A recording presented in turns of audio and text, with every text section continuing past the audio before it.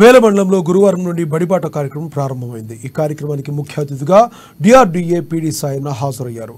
ఈ సందర్భంగా ఆయన మాట్లాడుతూ బడిబాట కార్యక్రమాన్ని విజయవంతం చేయాలని, ప్రభుత్వ పాఠశాలలో విద్యార్థుల సంఖ్య పెరిగేలా క్షేత్రస్థాయిలో ఉపాధ్యాయులు కృషి చేయాలని ఆదేశించారు.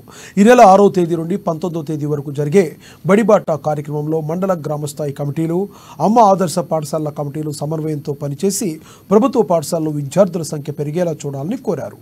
రైట్ టు ఎడ్యుకేషన్ విద్యా హక్కులో భాగంగా 6 సంవత్సరాల నుండి 14 సంవత్సరాల పిల్లలు తప్పనిసరిగా బడికి వెళ్లాలని తెలిపారు. అందుకోసం గ్రామాల్లో హ్యాబిటేషన్లలో పిల్లలను గుర్తించి దగ్గరలో ఉన్న ప్రభుత్వ పాఠశాలలో చేర్పించి ప్రభుత్వ బడుల్లో కల్పిస్తున్న వసతులను వివరించాలన్నారు. అందిస్తున్న పథకాలను, నాణ్యమైన విద్యపై తల్లిదండ్రులకు, కమ్యూనిటీ పెద్దలకు అవగాహన కల్పించాలన్నారు. మధ్యలో బడి మానేసిన పిల్లలను సైతం పాఠశాలల్లో చేర్పించాలన్నారు.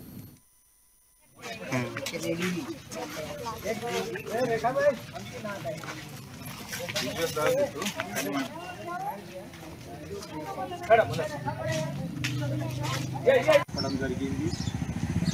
మిడ్ డే మీల్స్ పథకం అయిపోయింది. Free text book, free uniform, ఇటువంటి పథకాలన్నీ పడ్డారు. ఇవాళ దాదాపు 10 మందిని మేము ఐడెంటిఫై చేశాం. వాళ్ళ యొక్క Aadhaar card number, mobile number తీసుకున్నాం. పేరెంట్స్ అవైలబుల్ లేరు, మార్నింగ్ వచ్చేవారు. మళ్ళీ రెండో రౌండ్లో ఇది చేస్తాం. కూడా 2 పేజెస్ ఉంటుంది. అట్లాంటి నూతనమైన ఆవిష్కరణలు వచ్చినాయి. దాన్ని ఉపయోగించుకొని ప్రతి ఒక్కరు కూడా తన పిల్లలందరినీ కూడా ఆ స్కూల్లో పంపించాలి.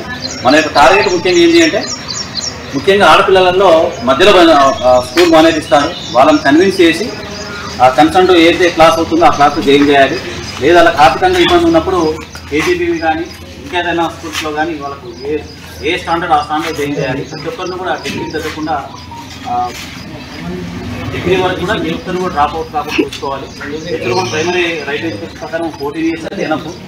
14 సంవత్సరాల వరకు మనం కాన్సన్ట్రేట్ చేస్తున్నాం. అట్లా కాకుండా 14 సంవత్సరాల వరకు అయితే మనం రైట్ ఎడ్యుకేషన్ కాబట్టి ప్రతి ఒక్కరికి కూడా బయట ఉన్నా, ఈవెన్ ఎవరైనా కార్మికులు ఉన్నా కానీ ఎంఈఓ గారికి లేబర్ ఆఫీసర్ అథారిటీస్ కూడా ఉంటాయి. డైరెక్ట్ స్టేట్ అవే ఫైన్ ఇంపోజ్ చేయొచ్చు.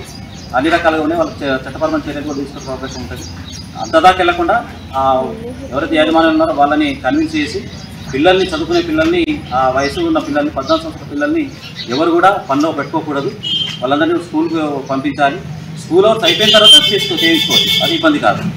అదేవిధంగా